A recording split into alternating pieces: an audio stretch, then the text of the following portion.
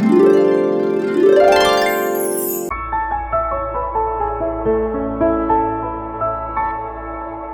సూక్తం 4వ మండలంలో 2వ సూక్తం ఋగ్వేదంలో 20 మంత్రాలు ఉన్నాయి.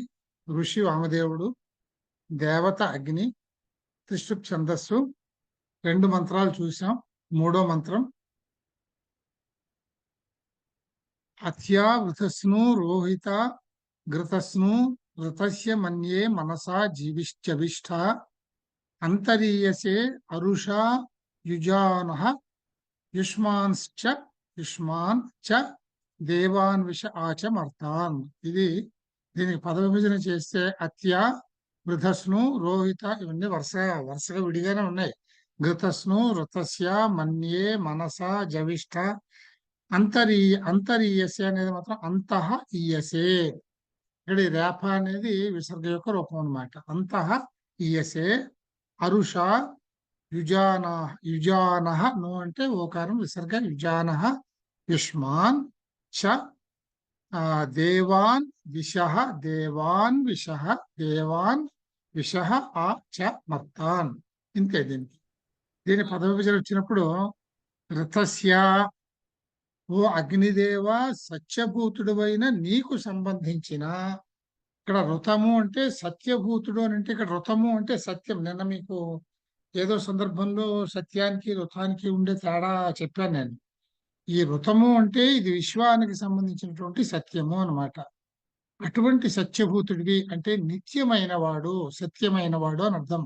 అటువంటి సత్యభూతుడు అయినా అంటే నిత్యమైనటువంటి నీవు మనస్సు కంటే జవిష్ఠ వేగవంతమైన వృధస్సును అన్నమును వృద్ధి చేసే వృధస్సును అంటే అన్నాన్ని జాగ్రత్తగా చూసేటటువంటి తయారు చేసేటటువంటి ఘృతస్సును.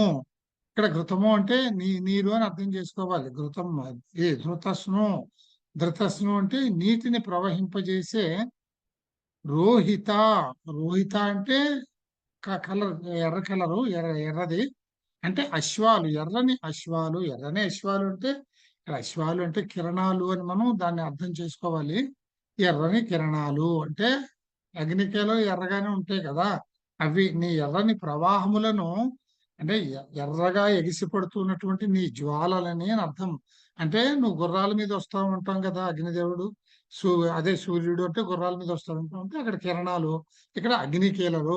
ఈ విధంగా మనం అర్థం చేసుకుంటూ ముందుకు పోవాలన్నమాట. ఇది రోహిత అంటే నీ ఎర్రని ప్రవాహాలని అనొచ్చు, కిరణాలని అనొచ్చు, అశ్వాలని అనొచ్చు, లేకపోతే నీ ఎర్రని కీలలను అని అనొచ్చు. అగ్నికీలలు అంటాం కదా, మన్యే స్తుతిస్తున్నాము. ఇప్పుడు దీన్ని ఇలా చదివితే అగ్నిదేవ సత్యభూతుడైన నీకు సంబంధించిన మనస్సు కంటే కూడా వేగవంతమైన అన్నము వృద్ధి చేసి నీటిని ప్రవాహింపజేసే ఎర్రని ప్రవాహమును స్తుతిస్తున్నాను. ఈ విధంగా దీని తాత్పర్యం వస్తుంది మనం రాసినప్పుడు. దీన్ని మీరు కంఫర్టబుల్ గా భావం రాయమంటే ఎట్లా రాయొచ్చు అంటేనండి, అగ్నిదేవ నీవు సత్యభూతుడవు. జాగ్రత్తగా గమనించండి నేను ఎలా చెప్తున్నాను. ఈ విధంగా మీరు అర్థం చేసుకుంటే మీకు సులభం అవుతుంది.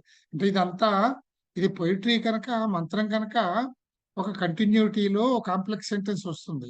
దీన్ని సింపుల్ సెంటెన్స్ చేసుకుంటే ఇందులో ఉన్నది ఏమిటంటే, ఓ అగ్నిదేవ నీవు సత్యభూతుడివి, నీకు సంబంధించిన అంటే నీకు సంబంధించిన అని అంటే ఏమిటి, ఆయన కిరణాలు అగ్నికీలలు, నీ రోహిత ఎర్రని ప్రవాహములను, నీ ఎర్రని కిరణాలు మనస్సు కంటే కూడా వేగవంతమైనవి. మనోవేగం కంటే వేగంగా అగ్నికీలలు ప్రవహిస్తాయి అన్నమాట. వాటికంటే కూడా వేగమైనవి. పైగా నీ అగ్నికీలలు అన్నాన్ని వృద్ధి చేస్తాయి. ఉష్ణం ఉంటేనే కదా అన్నం తయారయ్యేది, లేకపోతే అన్నం తయారు కాదుగా. అన్నాన్ని వృద్ధి చేస్తాయి, నీటిని ప్రవహింపజేస్తాయి. ఉష్ణమే లేకపోతే అసలు నీరు ఆవిరవడం, మేఘాలు అవడం, వర్షం కురవడం ఇవన్నీ ఉండవు కదా. అందుకని నీటిని ప్రవహింపజేస్తాయి. అలాగే నీరు వేడి చేసినప్పుడు కూడా నీరు పైకి కిందకి ప్రవహిస్తుంది, నీటిని ప్రవహింపజేస్తాయి. అటువంటి అగ్నికీలని, అశ్వాలని, ఎర్రటి అశ్వాలని అంటే ఎర్రటి అగ్నికీలని మన్యే స్తుతిస్తున్నాను. ఈ విధంగా మనం అర్థం చేసుకోవాలి. ఈ సూక్తాల్లో ఇలాగే ఉంటాయన్నమాట. అలాగే తర్వాత అరుష అత్య అంటే అరుష ప్రకాశిస్తున్న వేగవంతములైన ఆ అశ్వములను, ఇవన్నీ కూడానండి ఒక సిమ్టమాటిక్ గా చెప్తారు అన్నమాట. ప్రకాశిస్తున్న వేగవంతములైన ఆ అశ్వములను అంటే తీక్షణంగా ఎగిసి పడుతున్నటువంటి నీ అగ్ని కీలలని అని అర్థం చేసుకోవాలి. రథానికి బంధించుకొని యుజానః, రథానికి బంధించుకొని అంటే నువ్వు ప్రయాణం చేసేటందుకు గాను వాటిని నీ రథంగా ఏర్పాటు చేసుకొని, అంటే అగ్నికీలల ద్వారా, అగ్నికీలలనే రథం మీద అగ్నిదేవుడు ప్రయాణం చేస్తాడు ఒక చోటు నుంచి మరొక చోటికి. ఎక్కడి నుంచి ఎక్కడికి? యుష్మాన్ దేవాంచ, మీ దేవతలకు విశ్వః మర్తాంచ అంతః, విశ్వః మర్తాంచ సమస్తమైనటువంటి పరిచారకులైనటువంటి మానవులకు అంతః మధ్యలో, దేవతలకి మానవులకి మధ్యలో నీ ప్రకాశిస్తున్న వేగవంతమైన అశ్వాలని అంటే నీ అగ్నికీలలని రథానికి బంధించుకొని వాటిని అగ్నికీలలే నువ్వు ప్రయాణించే వాహనంగా మీ దేవతలకి పరిచారకులైనటువంటి మాకు మధ్యలో అంటే ఆ ఈయసే హవిస్సులందుకొనుటకు యజమానుల వద్దకు, వీళ్ళిద్దరి మధ్యలో ఎందుకు తిరగాలి నువ్వు? మేము రగిల్చినప్పుడు మా దగ్గర నుంచి నువ్వు హవిస్సులను స్వీకరిస్తావు, వాటిని ఇవ్వడం కోసం దేవతల దగ్గరికి వెడతావు. ఈ రకంగా నువ్వు ఇటు మాకు అటు మీ దేవతలకి మధ్యలో తిరుగుతూ ఉంటావు నీ అగ్నికీలతోటి. ఇప్పుడు నేను దీన్ని ఉన్నదన్నట్టుగా చదివితే ఒక విధంగా ఉంటుంది. దీన్ని ఇప్పుడు తాత్పర్యం చదవాలంటే చూడండి, అగ్నిదేవ సత్యభూతుడైన నీకు సంబంధించిన మనస్సు కంటే కూడా వేగవత్తమైన, ఇక్కడ వేగవత్తమము అంటే తమ ప్రత్యయం అనమాట. అంటే ఇంకా దానికంటే వేగమైనది మరొకటి లేదు అని అర్థం. సూపర్లేటివ్. అన్నమును వృద్ధి చేసి నీటిని ప్రవహింపజేసే ఎర్రని ప్రవాహములను స్తుతిస్తున్నాను. ప్రకాశిస్తున్న వేగవంతములైన ఆ అశ్వములను రథానికి బంధించుకొని మీ దేవతలకు పరిచారకులైన మానవులకు మధ్య హవిస్సులు అందుకొనుటకు యజమానుల వద్దకు వాటిని ఇవ్వటానికి దేవతల వద్దకు వెడుతూ ఉంటావు అని చెప్తున్నాం. దీన్ని అర్థం చేసుకుంటే దీని అర్థం ఏ విధంగా వస్తుందంటే మనం అర్థం చేసుకునే దానికి అగ్నిదేవుడు సత్యభూతుడు అంటే సత్యమైన వాడు, సత్ అంటే నిత్యమైన వాడు. సత్ అంటే నిత్యమైనది అని అర్థం. అందుకని సత్యభూతుడు అంటే నువ్వు నిత్యుడివి. నీ వేగము మనస్సు కంటే కూడా అంటే ఈయన వేగము అని అంటే ఏమిటి? ఈయన వేగం ఎక్కడొస్తుంది? అగ్నికీలల ద్వారా. అగ్ని ఎంతట్లో ఎగిసిపోతుందండి? అంచేత నీ అగ్నికీలలు వాటిని ఏమన్నారు? నీ ఎర్రని ప్రవాహములు అంటే అగ్ని ప్రవాహములు లేదు, నీ ఎర్రని అశ్వములు అన్నాన్ని అవి మనస్సు కంటే కూడా వేగము కలిగినవి. అవి అన్నాన్ని వృద్ధి చేస్తాయి, నీటిని ప్రవహింపజేస్తాయి. అటువంటి నీ అగ్నికీలలని, నీ అశ్వాలని, ఎర్రని అశ్వాలని నేను స్తుతిస్తున్నాను. ఇటువంటి ప్రకాశిస్తున్న ఈ అత్యంత వేగము కలిగినటువంటి నీ అశ్వాలని రథానికి బంధించుకొని అంటే నీ అగ్నికీలలే నీ యొక్క వాహనంగా దేవతలకి మాకు మధ్యలో మా దగ్గర హవిస్సులను అందుకుని దేవతలకు అందజేయడానికి మా ఇద్దరి మధ్యన నువ్వు సంచరిస్తూ ఉంటావు అని ఈ మంత్రంలో చెప్పాడు. తరువాత మంత్రం అర్యమాణం వరుణం మిత్రమేషాం ఇంద్ర విష్ణు మరుతో. ఇక్కడ చూడండి, ఇందులో ఏమీ లేదు. మేము యజ్ఞం చేస్తున్నాము, మా యజ్ఞశాలకి నువ్వు హవిస్సులు అందియడానికి గాను దేవతలందరినీ ఆహ్వానించుకుని తీసుకురా అగ్నిదేవ అని ప్రార్థన చేయడము అన్నమాట. ఇది అర్యమాణం వరుణం మిత్రమీషాం ఇంద్ర విష్ణు మరుతో అశ్వినోత శ్వశ్వో అగ్నే సురథ సురాధ ఏదు వహ సుహవిషో జనాయ అనేది ఈ మంత్రము. ఇది అర్యమణం వరుణం ఇంచుమించుగా విడివిడిగానే ఉన్నాయి. మిత్రం ఏషాం ఇంద్ర విష్ణు మరుత అశ్విన ఉత అశ్వినోత అశ్విన ఉత శ్వశ్వో శ్వశ్వ స్వశ్వ అగ్నే సురథ సురాధా ఆ సురాధా అనే దాంట్లో రెండు ఉన్నాయి. సురాధా ఆ ఏదు. ఇక్కడ ఏదు అనే దాన్ని ఎలా విడ తీసుకోవాలంటే ఆ ప్లస్ ఇత్ ఏత్ అవుతుంది, ఏత్ ప్లస్ ఊ ఏదు అవుతుంది. అంచేత ఏదు అనేది ఆ ప్లస్ ఇత్ ప్లస్ ఊ అని విడ తీసుకోవాలి. ఏదు వహ సుహవిషే జనాయ. ఈ విధంగా దీన్ని పద విభజన చేసుకున్న తర్వాత అగ్నేవో అగ్నిదేవ స్వశ్వః మంచి అశ్వములను స్వశ్వః ఇది స్వశ్వః అని చదివాను, కరెక్ట్ కాదు. స్వశ్వః అంటే అశ్వ అశ్వ స్వశ్వ.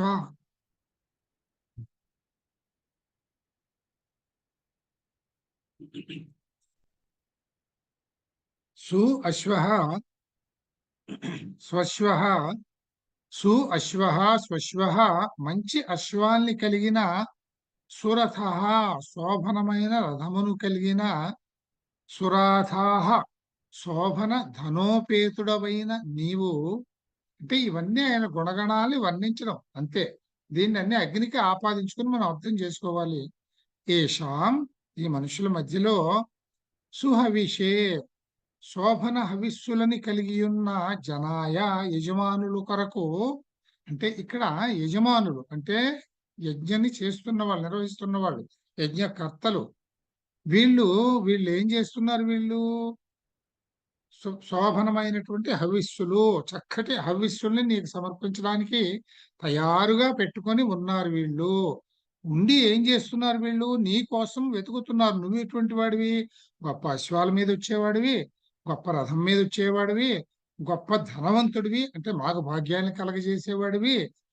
ఇటువంటి నిన్ను మా మధ్యలో ఉన్నటువంటి మంచి హవిస్సులని ఏర్పాటు చేసుకుని ఆ యజమానులు అయితే ఎవరైతే ఉన్నారో జనాయ చతుర్థి వాళ్ళ కోసమని నువ్వు అర్యమాణం వరుణం మిత్రం, అర్యముని వరుణుని సూర్యుని వీళ్ళందరూ దేవతలు అనమాట. ఇంద్ర విష్ణు మరుత, ఇంద్ర విష్ణువులు మరుత్తులు, ఉత అశ్విన మరియు ఉత అంటే అండని అర్థం అనమాట. ఇంకా మరియు అశ్విన అశ్విని దేవతలు వాళ్ళిద్దరు అశ్వినులు కదా, ఇద్దరు అశ్వినులు. ఆవహయితువు వాళ్ళని ఆహ్వానించు, మా తరఫుని నీ కోసం సిద్ధంగా హవిస్సులతో నీకు సమర్పించడానికి సిద్ధంగా ఉన్న వేగవంతుడవైన శోభనవంతుడవైన ధనోపేతుడవైన చక్కటి రథాన్ని అశ్వాలని కలిగి ఉన్న నిన్ను ఇక్కడ ఆహ్వానిస్తున్న యజమానుల కోసం నీతో పాటుగా అర్యముని వరుణుని సూర్యుని ఇంద్రుని విష్ణువుని మరుతులు మరియు అశ్విని దేవతలు అందరి దేవతల్ని నీతో పాటు కొని మా యజ్ఞశాలకి తీసుకునిరా అని చెప్పి ఇక్కడ ప్రార్థిస్తున్నారు. తర్వాత గోమాన్ అగ్నే అవిమాన్ అశ్వి యజ్ఞో నృవత్సఖ సదమిద ప్రమృష్య ఇలావాన్ ఏషో అసుర ప్రజావాన్ దీర్ఘ రైహి పృథుబధ్న సభావాన్ అని తర్వాత మంత్రం. గోమాన్ అగ్నే అవిమాన్ అశ్వి యజ్ఞో నృవత్సఖ.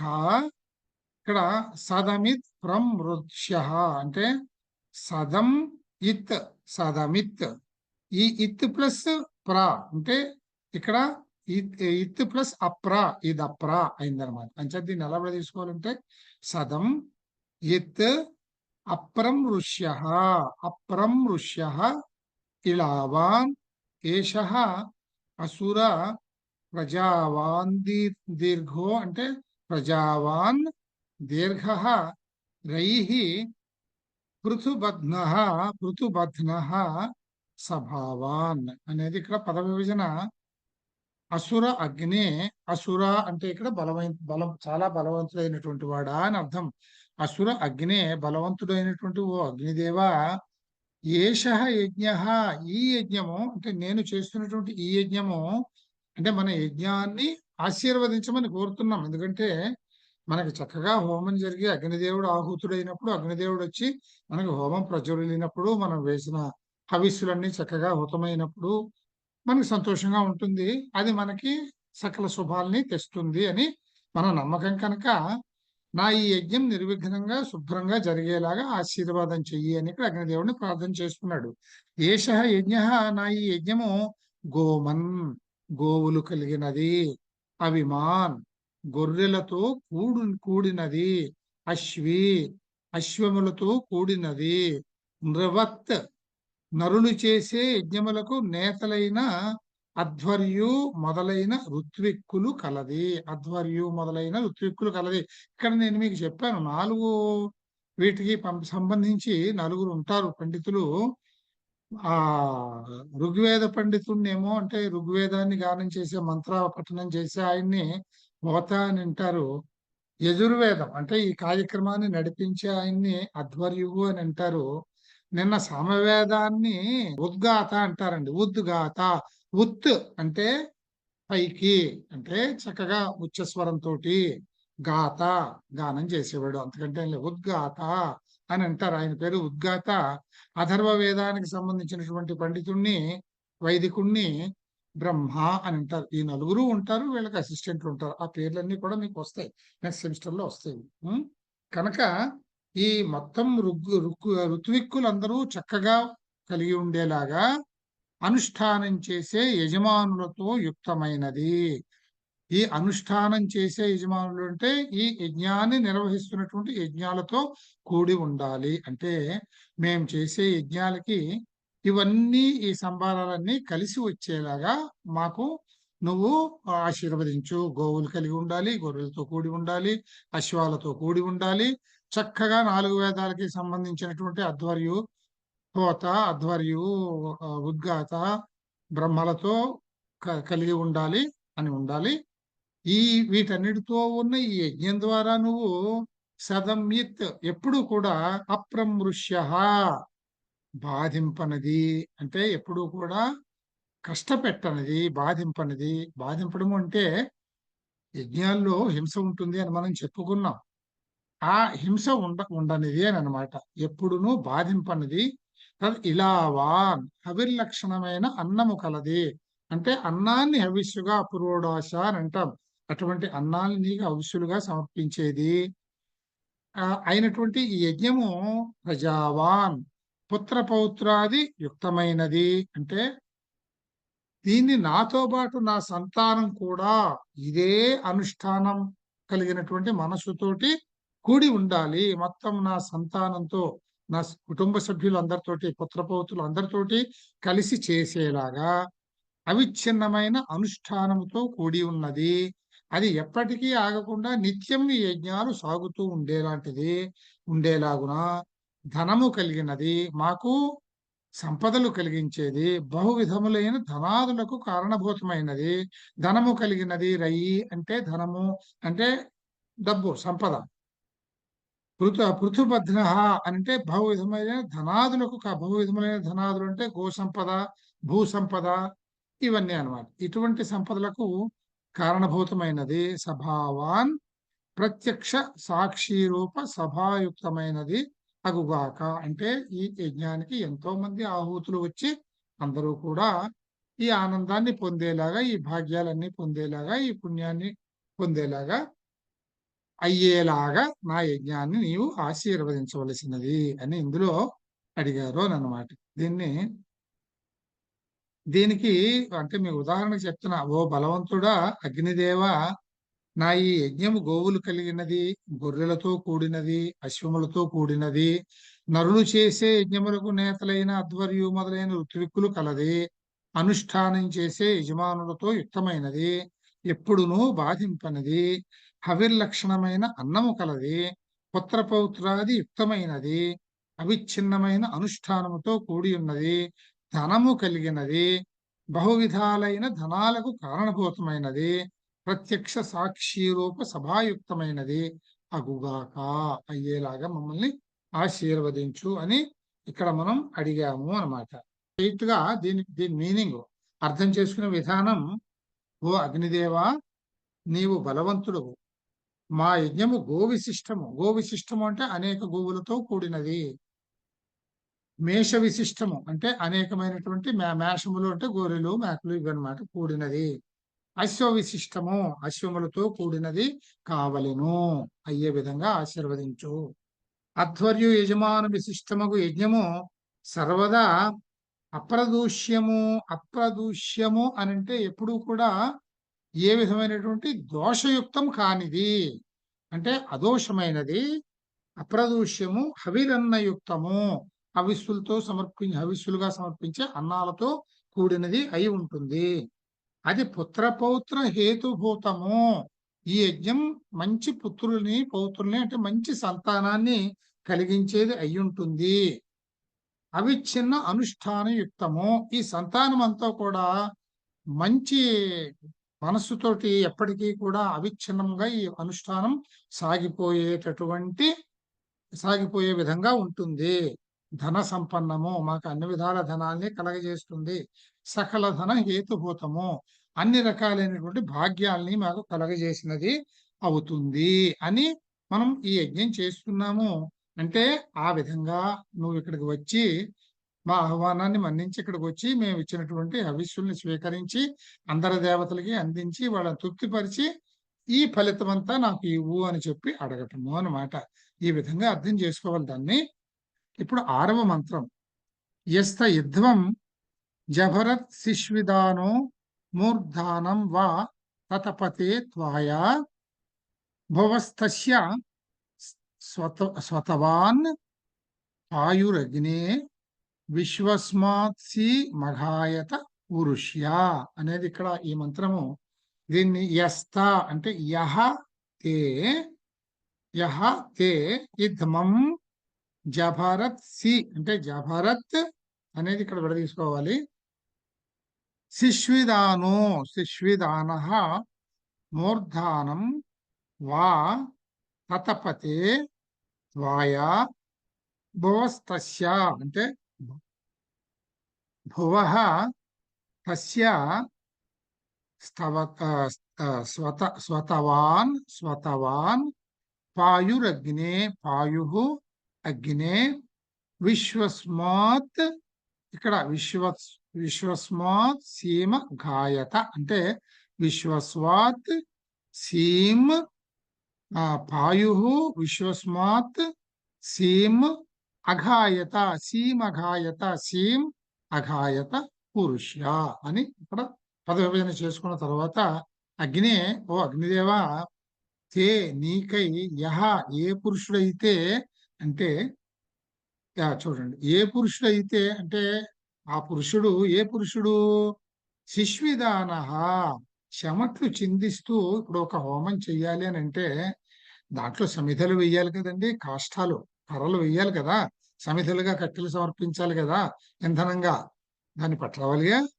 అది ఎవరు పట్టుకొస్తారండి? యజమాని తెచ్చుకోడు కదా. పాపం ఒక సేవకుడు ఎవరో ఒక కూలివాడు వెళ్ళి తీసుకొస్తాడు కష్టపడి కట్టెలు కొట్టి. సమిధలు అంటే ఏది పడితే అది పట్టడానికి వీల్లేదుగా. సమిధలకి ప్రత్యేకించి కొన్ని ప్రత్యేకించినటువంటి వృక్షాలు ఉంటాయి. వాటి ఎండు కట్టెలు చూసి కొట్టుకొని రావాలి. ఎండిన కొమ్మలు చూసి బతుకొని చెట్టును కొట్టేయకూడదు. అంచేత వాటిని అన్ని పట్టుకొచ్చి వాడు చెమటలు చిందిస్తూ మోసుకొని వస్తాడు కదా. అంచేత శిష్విదాన స్వేదముతో నిండిన శరీరము కలవాడై యుద్ధం ఇంధనమునకై అంటే ఇంధనంగా ఇక్కడ హోమాన్ని చేయడానికి ఇంధనంగా వాడటానికి ఆ కాష్టాల భారాన్ని ఆ కట్టెల భారాన్ని జభరత్ భారాన్ని మోసుకొని తీసుకువస్తాడో వహించి తీసుకువస్తాడో త్వయా. ఇక్కడ చూడండి, మనం ఇప్పుడు త్వయా అనే మనం వాడతాం. త్వయా అంటే నీ యొక్క అని అంటే అది మనకి వేద భాషలో ఇలాంటి దీర్ఘాలు వచ్చేవి. త్వాయా అని ఉంది చూడండి.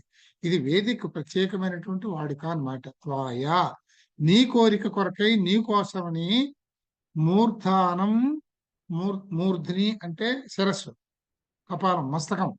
మూర్ధానం అంటే తన మస్తకాన్ని తతపతేవా సమిధల భారముచే తాపమును అనుభవిస్తాడు. సమిధలు అంటే ఈ కాష్టాలు, ఈ కాష్టాలని కట్టకట్టి మూర్ధనం మీద తల మీద పెట్టుకుని వస్తాడు.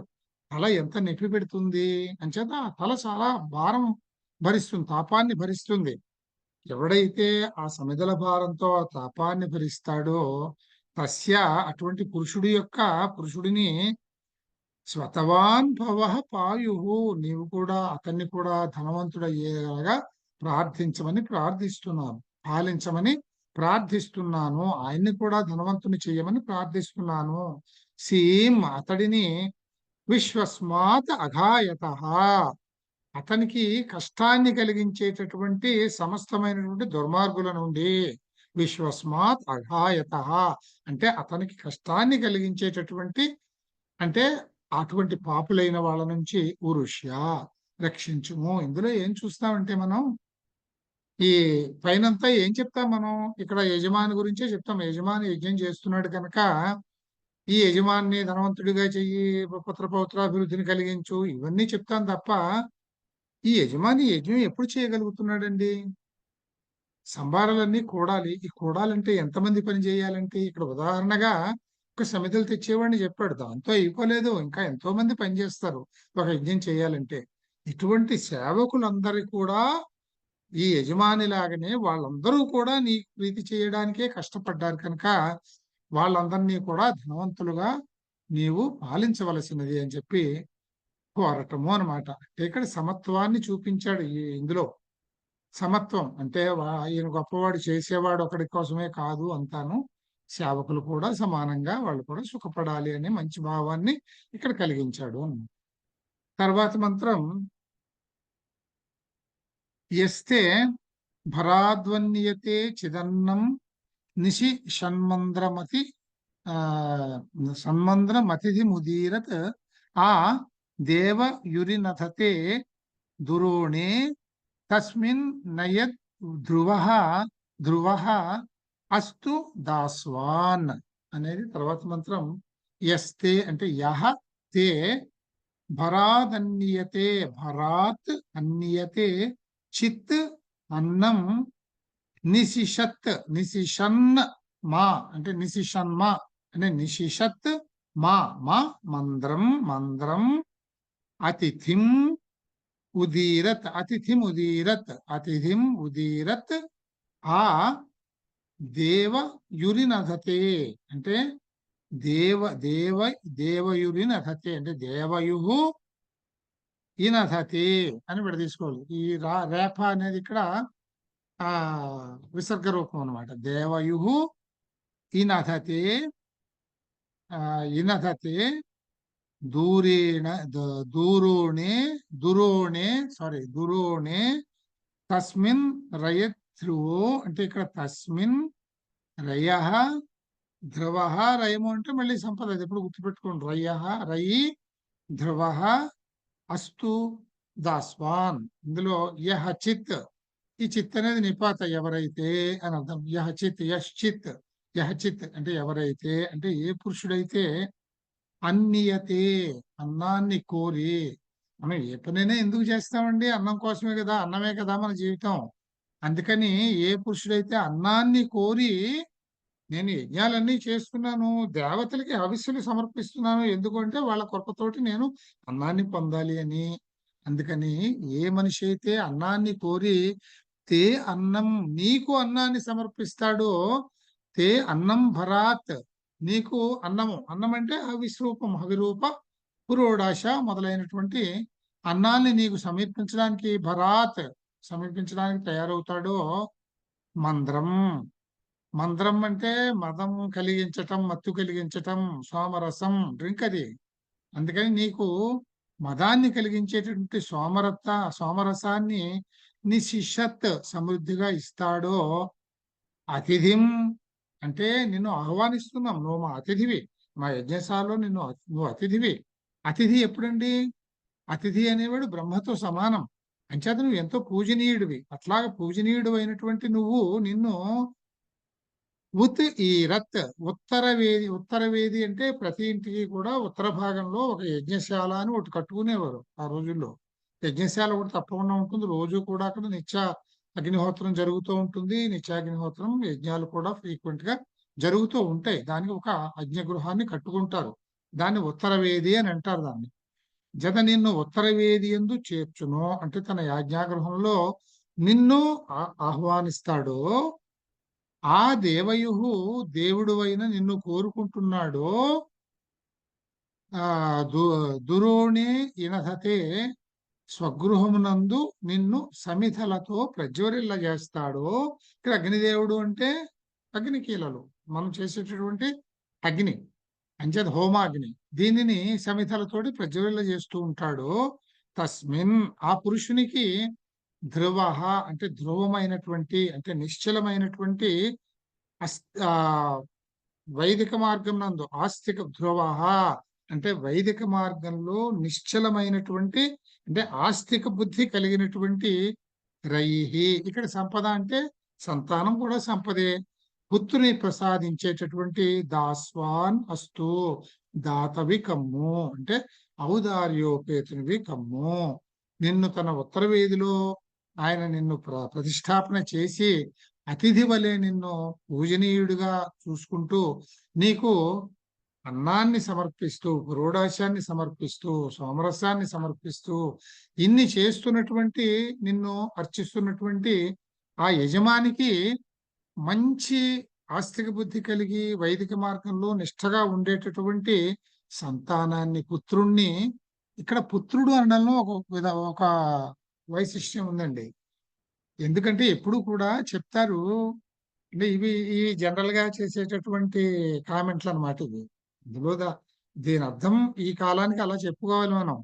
ఇప్పుడు ఏమంటారు, ఎంతసేపు పుత్రుడు పుత్రుడు అంటారు ఏమిటి, ఏ అమ్మాయి పనికిరాదా, నాకు పుత్ర సంతానాన్ని ఇయ్యవయ్యా. మీరు ఎక్కడా వీటిలో చూసినా కూడా పుత్ర సంతానాన్ని ఇయ్యమనే ఉంటుంది. పుత్రుడు ఉన్నవాడే గొప్పవాడు అని ఉంటుంది. పుత్రుడు తోడిదే వీడి జన్మ సాఫల్యం అని ఉంటుంది. పుత్రిక ఎక్కడ కనపడదు. ఏమిటి పుత్రుడు పుత్రుడు అంటే దీన్ని ఈ రోజుల్లో ఏమంటారు, మగాళ్ళ దాష్టీకము అంటారు, అంతే కదా. కానీ ఇక్కడ ఇలా అనడంలో ఉద్దేశం ఉందండి. ఏమిటంటే ఈ యజ్ఞాల్ని చెయ్యడం అనేటటువంటిది, వేద పఠనం అనేటటువంటిది, యాజ్ఞికుడిగా ఉండటం అనేటువంటిది పుత్రుడికి పెట్టినటువంటి అంటే మగవాడికి పెట్టినటువంటి ధర్మం. అది మగవాడి కర్తవ్యం. ఆడవాళ్ళు యజ్ఞాలు చెయ్యరు. మగవాడి యజ్ఞానికి సర్వము చేస్తారు, కానీ ఆ ఆడది పక్కనే వీడు యజ్ఞాన్ని చేయడానికి అర్హత లేదు. అక్కడ గమనించండి, యజ్ఞాన్ని చేసే చాకరీ మగవాడికి పెట్టాడు, అది మళ్ళీ పక్కన ఆడది లేకుండా చేసే అర్హత పెట్టలేదు. అంటే ఆ యజ్ఞం జరుగుతున్నది ఆడదాని వల్లనే. అంత విలువ ఇచ్చారండి ఆడదానికి వేదాల్లో. ఇప్పుడు చెప్పేటటువంటి తప్పుడు మాటలతోటి అనవసరంగా దూషిస్తారు. ఎంతసేపు మగాధిక్యత, పురుషాధిక్యత, మగ పుత్రుడు ఇంతే తప్ప పుత్రుడిని కనపడదాం అనుకుంటారు, కానీ అది కాదండి. ఏ యజ్ఞాలు చెయ్యాలన్నా గానీ అంటే రెండోది గృహస్థాశ్రమంలోనే చేయగలం ఇవన్నీ. గృహస్థాశ్రమము అంటే ఎప్పుడు పక్కన ఆవిడ ఉంటేనే. ఆవిడ లేకపోతే వీడు గృహస్థు కాదు, వీడి మొహానికి ఏ పని చేయను లేడు, అంతే కదా. అంచేది ఇది చెయ్యాలంటే ఆవిడ ఉండాలి. కానీ ఆవిడ ఈయన ఆవిడ ఈ కార్యక్రమం చేస్తూ కూర్చోలేదు కదా. ఈ కార్యక్రమానికి అన్ని ఏర్పాట్లు చేయాలి. ఆవిడ ధర్మాలు ఆవిడకు ఉంటాయి. అందుకనే ఇతను నిర్వహించేటటువంటి ఇటువంటి దైవిక కర్మలన్నిట్లోనూ కూడా సగం పుణ్యం ఆవిడికి వెళ్ళిపోతుంది, ఆటోమేటిక్ గా ఆ భార్యకి వెళ్ళిపోతుంది అది. అందుకని ఇక్కడ పుత్రుడు అనేవాడు ఒకడికే వేదార్హత ఉన్నది కనుక ఆ రోజుల్లో ఈ ఈ యాజ్ఞికులు వీళ్ళందరూ బ్రాహ్మణులు ఉంటారు కనుక, అంటే బ్రాహ్మణులు ఉంటారు కనుక అంటే బ్రాహ్మడిగా పుట్టినవాడు అని కాదు. ఈ చేసే జాతి అంతటిని బ్రాహ్మణులనే అంటారు, అంతే, అంతకంటే ఏం లేదు. ఈ బ్రాహ్మణులు అయిన వాళ్ళు ఉంటారు కనుక వీళ్ళు వాడి వంశాభివృద్ధి జరగాలి అని అంటే నిరంతరాయంగా అవిచ్ఛిన్నంగా వాడింట్లో నిత్యాగ్నిహోత్రం వెలుగుతూనే ఉండాలి, నడుస్తూనే ఉండాలి. నిత్యం యజ్ఞాలు అక్కడ సల్పబడుతూనే ఉండాలి. అది జరగాలి అంటే పుత్రుడు కావాలి కనుక ఎంతసేపు పుత్రుడు కావాలి, పుత్రుడు పుత్రుడు పుత్రుడు అంటారు. అంతకంటే పెద్ద పుత్రుడు ఆధిక్యం అని కాదు ఇక్కడ. ఇది ఒక సత్కార్యం జరగడానికి, మన కర్తవ్యాన్ని నిర్వహించడానికి నాకు అవకాశాన్ని, నాకు మంచి పుత్రుడిని ప్రసాదించడం ద్వారా కలిగించు అని. ఇంకా ఋగ్వేదంలో ఆడపిల్ల ఏం చేయాలో కూడా రాశారండి. అది కూడా మీరు చదువుతారు నెక్స్ట్ సెమిస్టర్ లో. ఆడపిల్లకి కూడా ప్రత్యేకమైనటువంటి ప్రతిపత్తి పెట్టి ఆడపిల్ల పుట్టింట్లో ఏం పనులు చేస్తుంది, వివాహం చేసుకుని గృహస్థాశ్రమానికి మొగుడితో పాటు వెళ్ళిపోయే వరకు ఏం చేస్తుంది అనేది కూడా చాలా సోషల్ గా ఉంటుంది ఋగ్వేదంలో. అవి కూడా సూక్తాలు ఉన్నాయి, కూడా ఉంటాయి. కనుక అటువంటి పుత్రుణ్ణి ప్రసాదించే ఔదార్యోపేతన దాస్వాన్. దాస్వాన్ అంటే ఇచ్చేవాడు, దాత అని అర్థం. దాత అంటే ఇక్కడ ఔదార్యం ఉండాలి. అంత గొప్ప పుత్రుడిని ఇవ్వాలి, ఏదో పుత్రుడిని ఇవ్వడం కాదుగా.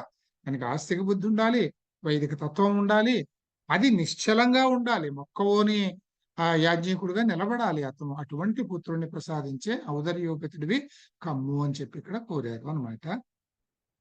తర్వాతి మంత్రం యస్త్వా దోషాయ వశసి ప్రశంసాత్ ప్రియం వా త్వా కృణవతే హవిష్మాన్ అశ్వోనస్వేదమ ఆ హేమ్యావాంతమం హసః పేపరో దాశ్వాంసం అనేది ఇక్కడ ఈ మంత్రము. ఇది విడదీసుకుంటే యస్త్వా, ఇక్కడ చూడండి, యహ్ త్వా దోష యహ ఉషసి ప్రశంసాత్ ప్రియం, ప్రశంసాత్ ప్రియం వా త్వా కృణవతే హవిష్మాన్ అశ్వో అశ్వః నా స్వే దమ దమ ఆ హేమ్యావాంతమంహసః, హేమ్యావాన్ తం, హేమ్యావాంతం అన్నమాట. హేమ్యావాన్ తం అంహసః, అంహసః పీపరో పీపరః దాశ్వాంసం అనేది ఇక్కడ పద విభజన. యహ ఏ పురుషుడు దోష, దోష అంటే రాత్రి అండి, దోష అంటే రాత్రి అన్నమాట. దోష రాత్రి యందు ఉషసి అంటే ఉషస్సు దోషము అన్నమాట. ఉషసి ప్రాతకాలమునందు త్వా ప్రశంసాత్ నిన్ను స్తుతిస్తూ ఉంటాడో. ఇది సింపుల్ గా ఉంది చూడండి. యహ ఎవరైతే, ఏ పురుషుడైతే, ఎందుకంటే చేసేవాడు ఆయన కనుక మళ్ళీ ఇక్కడ పురుషుడే వస్తుంది, ఎక్కడ చూసినా ఇలాగే ఉంటుంది. అందుకనే అందరూ దీనికి ఒక దుగ్ధతోటి ఏదో ఎంచుతారు అన్నమాట, అంతే. యహ ఏ పురుషుడైతే దోష రాత్రి యందు ఉషసి ఉదయం పూట ప్రాతకాలంలో కూడా త్వా ప్రశంసాత్ నిన్ను స్తుతిస్తాడో హవిష్మాన్ పుష్కలంగా హవిస్సులను కలిగి ఉన్న, యజ్ఞాన్ని చేయాలంటే హవిస్సుల్ని సిద్ధం చేసుకుని ఉంటాడు ఆయన. పుష్కలంగా హవిస్సులని కలిగి ఉన్న యహత్వా ఏ యజమానైతే నిన్ను ప్రియం కృణవతేవా హవిస్సులతో సంతోషపరుస్తాడో, కృణవతే నీకు సంతోషాన్ని, ప్రియం కృణవతే నీకు సంతోషాన్ని కలిగింపజేస్తాడు. దేంతోటి హవి సమర్పణ ద్వారా. దాశ్వంసం, ఇక్కడ కూడా మళ్ళీ దాశ్వంసం అంటే మళ్ళీ ఇక్కడ కూడా దాతే. ఈయన దాత హవిర్దాత, దేవతలకే హవిస్సుని సమర్పించేవాడు. ఆ హవిర్దాత అయిన ఆ యజమానిని స్వే దమే తన సొంత గృహంలో, తన సొంత ఇంట్లో హేమ్యావాన్, హేమము అంటే బంగారం కదా, హేమ్యావాన్ బంగారంతో నిర్మితమైన గదులు కలవానిగా. వేరే వేరే ఇంటర్ప్రిటేషన్స్ రావచ్చండి, ఇది ఒక ఇంటర్ప్రిటేషన్. బంగారంతో నిర్మితమైన గదులు కలవానిగా. అంతేకాక ఆ అశ్వహన అశ్వము వలె సంచరిస్తూ నీవు, అశ్వము వలె సంచరించడము అంటే అశ్వము అనేది వేగానికి ప్రతీక అన్నమాట. నువ్వు అంచేత అత్యంత వేగంగా నీవు ఆయన ఇంటి అందంతా నిన్ను ఆహ్వానించి, నిన్ను అక్కడ నిత్యాగ్నిహోత్రం ఉన్నది కనుక నువ్వు ఒక ఒక అశ్వంలాగా ఆయన ఇల్లంతా కలయదిరుగుతూ అంహసహ, అంహస అంటే పాపాలని చెప్పుకున్నాం కదా. అంహస్ పాపాల పాపాల వంటి దరిద్రం నుంచి, ఏ దరిద్రమో ఆయన కలగకుండా పీపరహ ఒడ్డుకు చేర్చుము. పాపాలేవి కూడా అంటే పాపాన్ని కలిగించేటటువంటి కృత్యాలేవి కూడా ఆయనకు దరి చేరకుండా సంచరించుము అని అర్థం. ఇక్కడే హేమ్యావాన్ బంగారముతో నిర్మితమైన గదులు కలవానిగా అనే అర్థం ఇక్కడ తీసుకున్నాం. ఇక్కడ ఏమిటంటే దీన్నే హేమ్యావాన్ అశ్వహన అంటే బంగారముతో నిర్మితమైన ఆ నిర్మితమైన రథముపై, అశ్వములు పూల్చిన రథముపై సంచరిస్తూ అని అర్థం. అంటే నీవు భాగ్యాన్ని మోసుకువస్తూ ఆయనకు భాగ్యాన్ని కలిగించు, దరిద్రాన్ని కలగనివ్వకు అని చెప్పడం. అలా ఇంటర్ప్రిటేషన్స్ మారుతూ ఉంటాయి. సూక్తానికి ఇది రైటు ఇది తప్పు అనేది ఉండదు. అందులో ఉన్న స్పిరిట్ ని బట్టి ఇంటర్ప్రిటేషన్స్ చెప్పే పండితుడిని బట్టి మారుతూ ఉంటాయి. ఇందులో ఇప్పుడు నేను ఏం చెప్తున్నానన్నా నా సొంత పాండిత్యం కాదు ఇది. ఏదో ఇద్దరు ముగ్గురు చదివాను కనుక ఆయన ఇలాగ ఇంటర్ప్రిట్ చేశాడు, ఈయన ఇలా ఇంటర్ప్రిట్ చేశాడని మాత్రమే నేను చెప్తున్నాను. కనుక ఈ విధంగా మీరు ఎలా అర్థం చేసుకున్నా తప్పులేదు. గుర్తు పెట్టుకోవడం ఇంపార్టెంట్, మనకి పరీక్షకి సంబంధించి గుర్తు పెట్టుకుని రాయగలగాలి, అంతే. తర్వాత 9వ మంత్రం. యస్తుభ్యమగ్నే అమృతాయ దాశ దదువస్త్వే కృణవతే యతసృక్ నా సా రాయ శశమాను వి యోషాన్నైనమంహ పరి వరదధాయో అనేది ఇక్కడ మంత్రము. ఇది యస్తుభ్యం అగ్నే, యహ తుభ్యం అగ్నే అమృతాయ దాశాత్, ఇక్కడ చూడండి దాశాద్వ అంటే దాశాత్ దువస్, ఇక్కడ మళ్ళీ దువస్త్వే అంటే దువహ త్వే అంటే దాశాత్ దువహ తే క్రణవతే యతసృక్ నా సహ రాయా శశమానో శశమానః వి యోషాన్నైనమహం. ఇక్కడ దీన్ని ఎలా తీసుకోవాలంటే యోషాత్ యోషాన్న అంటే యోషాత్ నా ఐనమహం ఏనం అంహః ఐనమంహః అంటే ఏనం అంహః అంటే యోషత్ నా ఏనం అంహః పరి వరత్ అధాయోః అనేది ఈ మంత్రము విడదీసుకుంటే ఈ విధంగా విడదీసుకోవడం ఇప్పుడు మనం చూసాం కదా. ఓకే, ఇప్పుడు దీని ప్రతిపదార్థం చూస్తే అగ్నే, ఓ అగ్నిదేవ యహ ఏ యజమాని అయితే అమృతాయ తుభ్యం అమృతాయ అమృతుడివి అంటే మరణం లేనివాడివి. అలా అమృతం దేవతలు అంతే కదా. మనం ముందే చెప్పాం సత్యభూతుడా అని చెప్పి అగ్నిని అన్నాం. ఇంకా మరణం అనే సమస్య ఉంది అక్కడ. అంచేత మరణం అనేటటువంటి ధర్మం లేనటువంటి నీకు దాశత్ హవిస్సులని సమర్పణ చేస్తాడో. యత శృక్, శృక్ అంటే ఇక్కడ ఈ పాత్రలు ఉంటాయండి, ఈ పురోడాశాలు అవి చేసేటటువంటి పాత్రలు.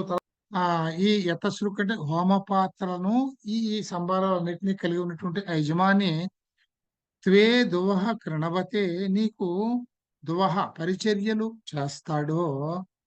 శశమానః నిన్ను స్తుతిస్తాడో, నీకు స్తుతులు చేస్తాడో.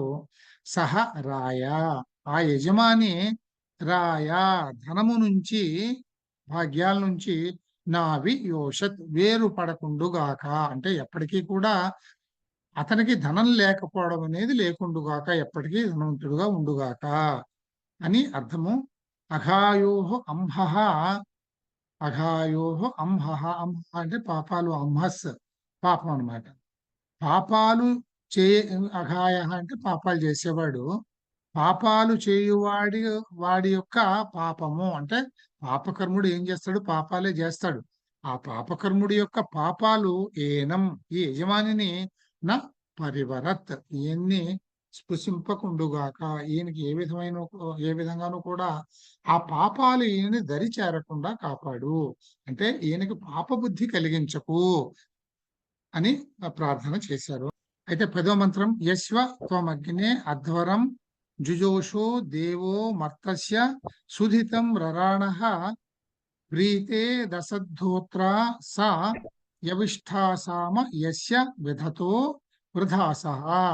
యస్య త్వం అగ్నే అధ్వరం జుజోషో జుజోషః దేవో దేవః మర్తస్య సుధితం రరాణః ప్రీతే అసత్ ప్రీతే దసత్ ప్రీతే దసత్ అసత్ ధోత్ర అసద్ధోత్ర అసత్ ఇక్కడ ఈ సంధి వల్ల వస్తుంది అసత్ హోత్ర అన్నమాట. హోత్ర స యవిష్ఠ సామ యవిష్ఠ అసామ యస్య విధతః విధతో విధతః వృధాసః అనేది ఇక్కడ మంత్రము.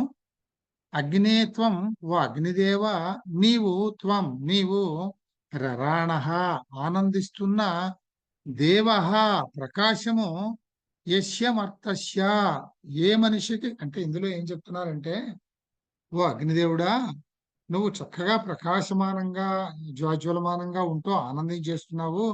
ఇవన్నీ నీకు ఎలా వచ్చాయ్యా? మేము చేసే యజ్ఞాల వల్లే కదా. మేము నిన్ను రగిల్చాము, రగిల్చిన దాన్ని మేము దాన్ని పోషించాము, నిన్ను ప్రజ్వరిల్ల చేశాము, నీకు చక్కగా హవిస్సులు సమర్పించాము. ఇవన్నీ చేస్తేనే కదా నువ్వు హాయిగా ప్రజ్వరులతో ఆనందంగా ఎగసిపడుతున్నావు అని మనం చెప్పుకుంటున్నాము అన్నమాట. ఇది ఒక విధమైనటువంటి సరెండర్ అంటామే అదనమాట. మనం అది దాస్యం అన్నమాట. ఓ అగ్నిదేవ నీవు ఆనందిస్తున్న దేవః ప్రకాశము దివిధాతు ప్రకాశము యస్యమర్తస్య ఏ మనిషి యొక్క సుధితం నీ కోసమై చక్కగా ఇవ్వబడినటువంటి అధ్వరం హింసారహితమైన హవిర్లక్షణ అన్నమును అంటే అధ్వరం అంటే ఇక్కడ మీకు చెప్పానండి. ధ్వరం అంటే హింసతో కూడిన యజ్ఞము ధ్వరము. ముందు అవి ఉండేవి. ఈ యుగానికి సంబంధించి అధ్వరమైంది అది. నా ధ్వరం అంటే అహింసాయుతము, హింసారహితమైన అన్నము. ఇక్కడ ఈ హింసారహితమైన హవిర్లక్షణ అన్నము ను జుజోష సేవించుట వలనను, అంటే వీళ్ళు ఇచ్చినటువంటి హింసారహితమైన అన్నం అనేటటువంటి హవిస్సుగా సమర్పించిన దాన్ని చక్కగా సమర్పించిన దాని వల్ల కలిగిన ఏ ప్రకాశంతో అయితే నువ్వు హాయిగా ఆనందిస్తున్నావో ఓ యువకుడా, వాటి వల్లనే నువ్వు చక్కగా మంచి యువకుడిగా ఉన్నావు. యువకుడా, ఓ యువకుడా అంటే ఓ అగ్నిదేవ, మంచి బలిష్ఠుడైన యువకునిగా ఉన్నటువంటి ఓ అగ్నిదేవ, స హోత్ర. ఇప్పుడు హోత అని చెప్పాను కదా నేను మీకు, యజ్ఞం చేసేవాడు, ఆయన ఋగ్వేద మంత్రాలు చదివేవాడు. హోత అనే దానికి శబ్దం హోతృ శబ్దం అండి. హోతృ ప్రథమ ఏకవచనం హోత. అంచేత ఇక్కడ హోత్ర అనేది అంటే ఆ హోత అనే శబ్దానికి ఇది ఆ తృతీయ రూపం అనమాట. హోత్ర అంటే సహహోత అని అర్థం.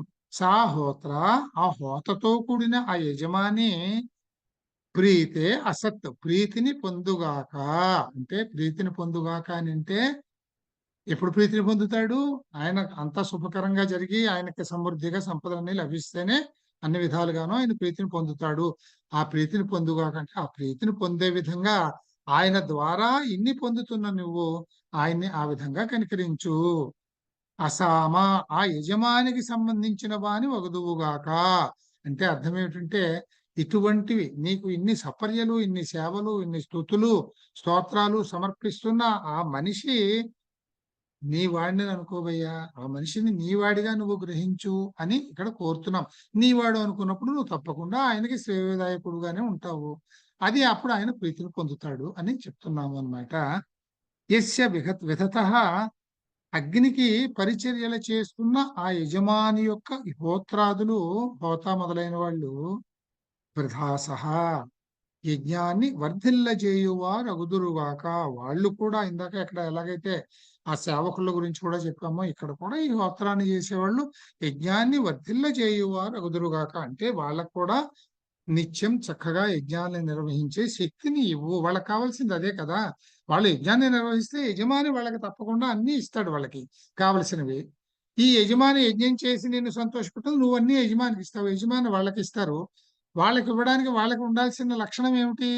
చక్కగా యజ్ఞాన్ని వర్ధిల్ల చేయాలి, యజ్ఞాన్ని చక్కగా వాళ్ళు చెయ్యగలగాలి, అనుష్ఠానం చేయించగలగాలి. ఆ శక్తిని వాళ్ళకి ప్రసాదించబోయా అని ఇందులో ఈ మంత్రంలో కోరారు అన్నమాట. తర్వాత మంత్రం చిత్తిమచిత్తిం చిన్వద్వి చినవద్వి విద్వాన్ పృష్ఠేవ వీతా వృజినా చ మర్తాన్ రాయేచనః స్వపత్యాయ దేవ దితిం చ రాస్వాదితి మరుష్య అని మంత్రం. ఇది చిత్తిం అచిత్తిం అంటే చిత్తిం అచిత్తిం, చిన్వద్వి అంటే చిన్వత్ వి చిన్వద్వి, విద్వాన్ పృష్ఠేవ, ఇక్కడ విద్వాన్ విడ తీసుకోవాలి, పృష్ఠ ఇవ వీత వృజిన చ మర్తాన్ రాయే చ నహ, ఇంతవరకు ఏమీ లేదు. స్వపత్యాయ దేవా దితిం చ, ఇక్కడ రాస్వాదితి మరుష్య అంటే రాస్వ అదితిం పురుష్య, రాస్వాదితి మురుష్య అని ఇక్కడ ఈ మంత్రానికి పదవ విభజన. దీన్ని చూసుకుంటే విద్వాంసుడు అయిన ఓ అగ్నిదేవ, అగ్నిదేవుడు విద్వాంసుడు అంటే అన్ని తెలిసినవాడు, సర్వజ్ఞుడు అని అర్థం అనమాట. ఇక్కడ సర్వజ్ఞుడు అయినటువంటి ఓ అగ్నిదేవ, చిత్తిం అచిత్తిం, చిత్తి అంటే జ్ఞానము, అచిత్తి అంటే అజ్ఞానము. చిత్తిం అచిత్తిం, జ్ఞానమును అజ్ఞానమును, పృష్ఠ అశ్వపాలకుడు అంటే మాలో ఉండే జ్ఞానాన్ని అజ్ఞానాన్ని, మనలో రెండు ఉంటాయి కదా. పూర్తిగా మనం జ్ఞానవంతులం, జ్ఞాన స్వరూపులం అయిపోతే పరమాత్మ అయిపోయినట్టే. మాలో అజ్ఞానం కూడా ఉన్నది కనుకనే అసలు ఈ ఆకారం వచ్చింది కదా. అంచేత మాలో జ్ఞానం ఉంది, అజ్ఞానం ఉంది. మనం ఎప్పుడైతే ఫీల్ అవుతున్నామో మనకు అజ్ఞానంలో ఉన్నట్లే లెక్క. మనం ఫీల్ కాని స్థితి వస్తే ఇంకా మనం ఇవన్నీ చేయాల్సిన అవసరమే లేదు, సర్వకర్మ పరిత్యాగం చేసుకోవచ్చును. జ్ఞానాన్ని అజ్ఞానాన్ని అంటే మాలో ఉండే జ్ఞానాన్ని అజ్ఞానాన్ని అని తర్వాత ఏం చెప్తాడు? పృష్ఠా వీత వృజినా ఇవ. అశ్వపాలకుడు ఏం చేస్తాడండి, అశ్వాల్లో మంచివి చెడ్డవి. అశ్వాలు ఎందుకు వేగంగా పరుగులు తీయడానికి. కొన్ని పరుగులు తీయగలిగిన ఉంటాయి, కొన్ని తీయలేని ఉంటాయి. వాటిలో శ్రేష్టమైనవి, అంత శ్రేష్టత లేనివి ఉంటాయి కదా. వాటిని ఏం చేసుకుంటాడు ఆయన, సెగ్రిగేట్ చేస్తాడు. ఏదైనా మనం చేసే ప్రతి దాంట్లోనూ సెగ్రిగేట్ చేసుకుంటాం కదా ఆ విషయాన్ని. అలాగే అశ్వపాలకుడు అశ్వాల్ని ఏ విధంగా అయితే మంచివి చెడువి అని వేరు చేస్తాడో, మనుష్యుల్లో కూడా పుణ్యపురుషులు అపుణ్య పురుషులు అంటే జ్ఞానవంతులు అజ్ఞానవంతులుగా వేరి చేయుము అని అడుగుతున్నాం. అంటే నాలో ఉండే జ్ఞానాన్ని అజ్ఞానాన్ని నువ్వు గమనించుకొని, జ్ఞాన పురుషులు ఎవరు అజ్ఞాన పురుషుల్ని విడదీయి, అంటే నన్ను జ్ఞాన పురుషుని చెయ్యి. ఓ అగ్నిదేవ స్వపత్యాయ, శోభనమైన పుత్రులని పొందేలా. అల్లి పుత్రుడే. శోభనమైన పుత్రులను పొందేలా రాయేచ, ధనమును కూడా పొందేలాగా నహ మమ్ములను చేయుము. దితించ రాస్వ, దాతను ఇమ్ము. అంటే మాకు మా అభిష్టాలను నెరవేర్చే దాతగా నువ్వు ఉండు. అటువంటి దాతల్నే మాకు ఇక్కడ కలగజేయి. అదితించ ఉరుష్య. అదితిం అంటే ఇక్కడ దితి అంటే దానం చేసేవాడు.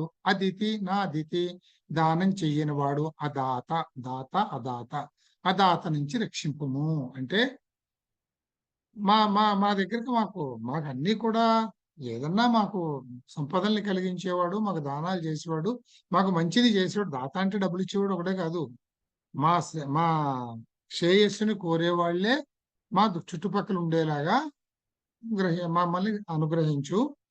అదాతలు అంతేగాని మా పట్ల, మా శ్రేయస్సు పట్ల శ్రద్ధ లేని వాళ్ళని మా చుట్టుపక్కల ఉండకుండా ఉండేలాగా చూడు అని ఇక్కడ అడిగారు. విద్వాంసుడైన ఓ అగ్నిదేవ. ఈయన విద్వాంసుడు అని ఎందుకన్నారు, అందుకనే అన్నాడు అనమాట. విద్వాంసుడు అంటే సర్వజ్ఞుడు. ఈయనకి ఇవన్నీ తెలుసును. ఎవడు పుణ్యవంతుడు, ఏది జ్ఞానము ఏది అజ్ఞానము, ఏది మంచి ఏది చెడు, ఏది నాకు మంచి ఏది కాదు, ఇవన్నీ తెలిసినవాడు కనుక ఆయన్ని విద్వాంసుడా అని పిలిచాడు. విద్వాంసుడైన ఓ అగ్నిదేవ, ఎలాగైతే అశ్వపాలకుడు అశ్వాల్లో మంచివాటిని చెడ్డవాటిని విడదీస్తాడో, నువ్వు కూడా మనుష్యుల్లో పుణ్య పురుషుల్ని అపుణ్య పురుషుల్ని వేరు చెయ్యి, పుణ్యుల్ని పాపుల్ని వేరు చెయ్యి. మాకు మంచి దాతల్ని మా చుట్టూ ఉండేలా, అంటే మా చుట్టూ మా శ్రేయోదాయకమైనటువంటి వాళ్ళు ఉండేలా చూడు. మా శ్రేయస్సుని కాంక్షించిన వారిని మా చుట్టుపక్కల ఉండకుండా ఉండేలా చూడు అని ప్రార్థన చేశారు. కవిం శశాసు కవయో దబ్ధా నిధారయంతో దుర్యాస్వాయో అతస్త్వం దృశ్యాన్ అగ్న ఏతాన్ పడ్భిః పశ్యే రద్భుతాన్ రియ ఏవైః అనేది ఇక్కడ ఈ మంత్రము. కవిం శశాసు కవయో, ఇక్కడ అవగ్రహం కదా. అదబ్ధ అంటే కవయ, అదబ్ధాః నిధారయంతో నిధారయంతః దుర్యాస్వాయో దుర్యాసు ఆయోహో దుర్యాస్వాయోహో అయవాదేశ సంధి అయాదేశ సంధి దుర్యాసు అయోహో ఆయోహో అతస్త్వం అతః త్వం దృశ్యాన్ అగ్న. ఇలాంటి చోట్ల అగ్న అని ఇక్కడ వచ్చినప్పుడు అగ్నే అని మనం పెట్టుకోవాలి. అంటే ఇది సంబోధన ప్రథమాలకు వస్తుంది అనమాట. ఇది రన్నింగ్ లో అగ్నే అనేది అగ్న కింద మారుతుంది. అగ్న అంటే అందుకనే మీకు పదపాఠానికి వచ్చినప్పుడు అగ్నే అని రాస్తాం. పద విభజన ఇది ఇక్కడ చూడండి. అగ్నే అగ్నే ఏతాన్ పడ్భిః ఏతాన్ పడ్భిః. తర్వాత పశ్యేః అద్భుతాన్ పశ్యేరద్భుతాన్ పశ్యేః అద్భుతాన్ అర్య ఏవైః అని. అగ్నే ఓ అగ్నిదేవ ఆయోహో మనుష్యుల దుర్యాసు గృహములయందు అదబ్ధాః. ఇంతవరకు ఏ మాటకి ఆ మాటకి అర్థం. ఇవన్నీ వేదాల్లో వాడేటటువంటి వొకాబులరీ. దాన్ని పెట్టుకోవాల్సిందే మనం, అంతే. ఓ అగ్నిదేవ మనుష్యుల దుర్యాసు గృహములయందు. ఇప్పుడు ఒక దుర్యా అంటే అది ఎలా వచ్చింది అనేది తప్పకుండా దానికి ఉంటుంది, వ్యాకరణం అంతా ఉంటుంది. అవన్నీ మనం చూడటం లేదు, అర్థాన్ని మాత్రం చూసుకుంటూ వెళ్ళిపోతున్నాం అంతే. దుర్యాసు గృహం, సు అనేది మీకు తెలుసు కదా, సప్తమి బహువచన శబ్దం అది. అంచేత దుర్యాసు గృహముల యందు అదబ్ధాహ. అదబ్ధాహ అంటే ఏ విధమైనటువంటి తిరస్కరణకి గురి కాకుండా, అంటే ఎప్పుడు కూడా నిర్లక్ష్యానికి గురి కాకుండా ఎప్పుడు కూడా నిత్యాగ్నిహోత్రంలో దేవతల్ని ఆహ్వానిస్తూ ఇంటి నిండా దేవతల్ని ఆహ్వానించి పెట్టుకుని ఉంటాడు. అంటే ఏ విధమైన తిరస్కరణకు గురి కాకుండా నిధారయంత నివసిస్తున్న తిష్ట వేసి ఉన్న కవయ. కవి అంటే క్రాంతదర్శనుడు అని అర్థం. కవి కవయ కాంతదర్శనులైనటువంటి ఎవరు క్రాంతదర్శనులు? దేవతలు. కవిం త్వం మేధావి అయిన నిన్ను శశాసు హోతగా ఉండాలని ప్రశంసించారు. నేను మీకు చెప్పాను, దేవతలు కూడా యజ్ఞాలు చేస్తారు. దేవతలు చేసే యజ్ఞాల్లో హోత ఎవరో తెలుసా? మంత్రాలు చదివేవాడు అగ్నిదేవుడే. వాళ్ళ పురోహితుడు అగ్నిదేవుడే. అగ్నిమీళే పురోహితం, ఆ మొదటి సూక్తం అదేనమాట. అంచేత ఆ దేవతలు నిన్నే హోతగా ఉండాలని ప్రశంసించారు. కనుక నువ్వు ఒక మనం ఇక్కడ మనం ఒక హోతను పెట్టుకుంటాం కదా, అందువల్ల నీవు అతః అర్యః, నువ్వు అందువల్ల యజ్ఞాధిపతిగా నువ్వే దృశ్యాన్ దర్శనీయులైన, అంటే దృశ్యాన్ అంటే దర్శనీయులైన అంటే చూడటమే ఆనందం. దర్శనీయమైన వాళ్ళు వాళ్ళ వాళ్ళ వాళ్ళ దర్శనాన్ని పొందడమే మహద్భాగ్యం. అటువంటి దర్శనీయులైనటువంటి అద్భుతాన్ ఏతాన్, అద్భుతమైనటువంటి, అద్భుతము అంటే ఆశ్చర్యం, అదొక రసం కదా, అద్భుత రసం.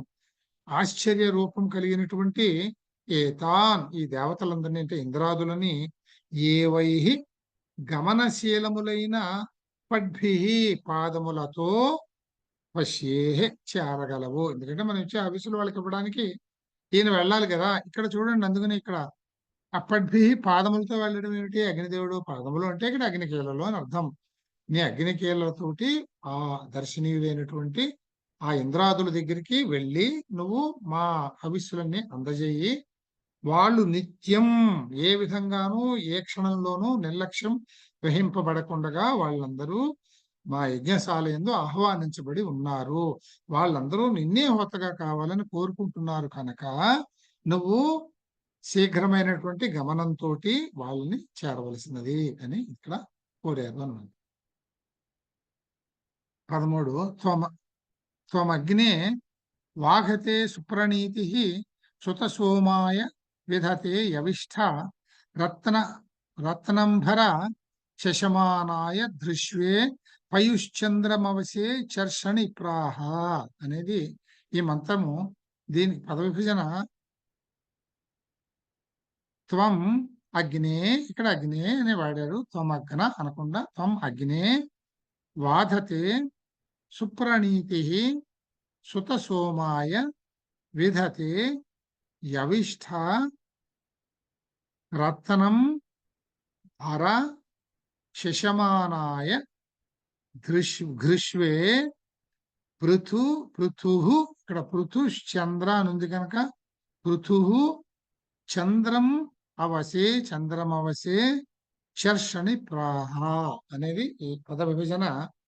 యవిష్ఠ యువకుడు అయినటువంటి ఘృష్ణే అగ్నే, ఘృష్ణే ఘృష్ణము, ఘృష్వే అంటే ఘర్షణశీలుడు. అంటే ఘర్షణశీలుడు అని అంటే మనం ఇవి వస్తాయి చూడండి, చిటపటలు తొప్ప తొప్ప తొప్ప తొప్ప అనే చప్పుళ్ళు, ఆ చిటపట్లాడిపోవడం అనమాట ఘర్షణశీలుడు అంటే. అది ఏదైనా కానీ రోజుపడి చేస్తే ఏమొస్తుందండి? ధ్వని వస్తుంది. అంటే చిటపటలాడిపోతూ ఎగసి పడుతున్నటువంటి అని అర్థం అనమాట. ఘృష్వే అగ్ని ప్రకాశవంతుడవైన అని వాడాం. అదే ఘర్షణశీలుడు అయిన ఓ అగ్ని. శర్షనిప్రాహ మనుష్యుల ఆపేక్షలను తీర్చే సుప్రణీతి త్వం, సుప్రణీతి త్వం. ఇక్కడ అందరూ కూడా చక్కగా ప్రతిష్ఠింపబడిన నీకు ఎక్కడ ప్రతిష్ఠిస్తాము? ఉత్తరవేది. అంచేత ఉత్తరవేది యందు చక్కగా ప్రతిష్ఠింపబడిన నీకు సుత సోమాయ విధతే పరిచర్యలు, సుత సోమాయ విధతే అంటే సోమరసం మొదలైన వాటితోటి పరిచర్యలు చేసే శశమానాయ, శశమానం అంటే స్తుతించడం, శశమానాయ నిన్ను స్తుతించేటటువంటి వాఘతే యజ్ఞ నిర్వాహకుడికి పృథు గొప్పదైన చంద్రం, చంద్రుడు అనే దాని ఆహ్లాదానికి ఆయన ప్రత్యేక కనుక చంద్రం ఆహ్లాదాన్ని కలిగించేటటువంటి అవసే రక్షణని భర కలిగించవలసినది అని ఎంతసేపు ఇక్కడ మేము నీకు సపర్యలు చేస్తున్నాము, నువ్వు మమ్మల్ని శ్రేయోదాయకంగా గమనించు అని అడగడం అన్నమాట. తర్వాత అథా హ యద్వయమగ్నే త్వాయ పడ్భిర్హస్తే పడ్భిః హస్తేభిః చక్రుమా తనూభిః రథం న క్రాంతో అపసా భూరిజోర్వృతం ఏముః శుద్ధ్య అసుషాణాః అనేది ఈ మంత్రం. అధా హ యత్ యద్వయం అగ్నే యత్ వయం అగ్నే త్వయా త్వయాని త్వాయా వేదిక యూసేజీ పడ్భిః హస్తేభిః చక్రుం చక్రుం తనూభిః రథం నా క్రంతో క్రంతో తప్పుపడిందండి ఇక్కడ. క్రాంతో అని ఉండాలి, నా క్రాంతో అని ఉండాలి ఇక్కడ.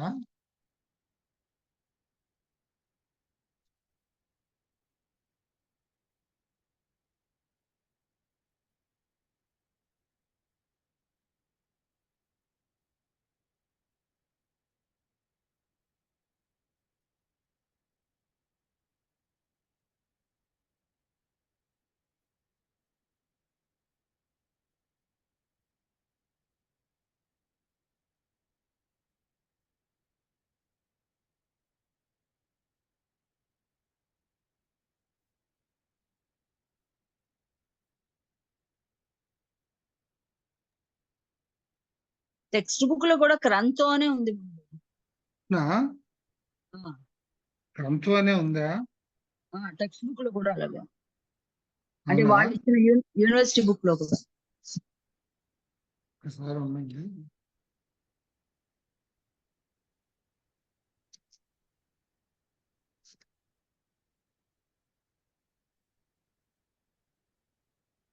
క్రంతో అనే ఉందండి, కరెక్ట్, యువర్ రైట్. అంటే అది చెప్తున్నాం కదా, వైదిక ప్రయోగాలు అలా ఉంటాయేమో. సో దిస్ ఈస్ కరెక్ట్, క్రంతోనే ఉంచేద్దానండి, మనం కరెక్షన్ చేయొద్దు దాన్ని. రథం న క్రంతో, అంతే, రథం న క్రంతో, కరెక్ట్, యువర్ రైట్. రథం న క్రంతో అనే ఉంది. రథం న క్రంతో అపస, అర్థం చూసినప్పుడు అర్థమవుతుందండి ఆ క్రంత అంటే ఏమిటో. అపస భూరిజో ఋతం, దీనికి మనం ఇది విడదీయాల్సి వస్తుంది. భూరిజోహ ఋతం, ఈ ఇక్కడ ఋతం అన్నప్పుడు అరు రాయాల్సి వస్తుందండి. భూరిజోహ ఋతం ఏముః శుద్ధ్య అశుషాణాః అనేది ఆశుషాణాః అనేది పద విభజన. ఇక్కడ అగ్నే, ఓ అగ్నిదేవ, అధ హ వయం త్వయా, ఇక మేము నిన్ను కోరి, పడ్భిః పాదములతో, హస్తేభిః చేతులతో, తనూభిః మా శరీరంతో అని చెప్పడం. అంటే మేము ఏ విధంగా అయితే మంచి కార్యాలు చేయడానికి మనసా వాచా కర్మణ అన్నట్లు అనమాట. ఏ విధంగా అయితే మా పాదాలతో, హస్తాలతో, సంపూర్ణంగా మా శరీరంతో చక్రుం యత్, ఏ కారణం వల్ల కర్మసిద్ధి కోసం నిన్ను అన్వేషిస్తూనే ఉంటామో. చక్రుం, చక్రుం అంటే తిరుగుతూ ఉండటము అన్నమాట, అన్వేషణ, అన్వేషిస్తూనే ఉంటామో. కర్మసిద్ధి, కర్మసిద్ధి అని అంటే మనం ఏ కోరికతోటైతే ఆ కార్యాన్ని నిర్వహిస్తున్నామో, ఆ కర్మని చేస్తున్నామో, దాన్ని సిద్ధింప చేసుకోవడం కోసం నిన్ను ఎప్పుడూ వెతుకుతూనే ఉంటామో. ఆ వెతకడానికి మా సర్వశక్తులు వడ్డుతాము. పాదాలతో పని చేస్తాము, హస్తాలతో పని చేస్తాము, మొత్తం ఆ శరీరంతో పని చేస్తాము, ఉంటాము.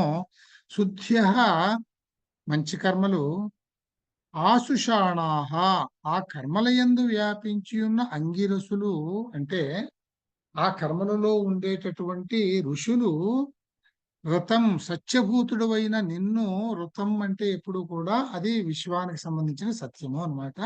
సత్యభూతుడు అయిన నిన్ను, నిత్యమైనటువంటి నిన్ను, భురిజోహ అపసా, కర్మను చేసే సామర్థ్యమును వహించే భుజముల మదనముచే.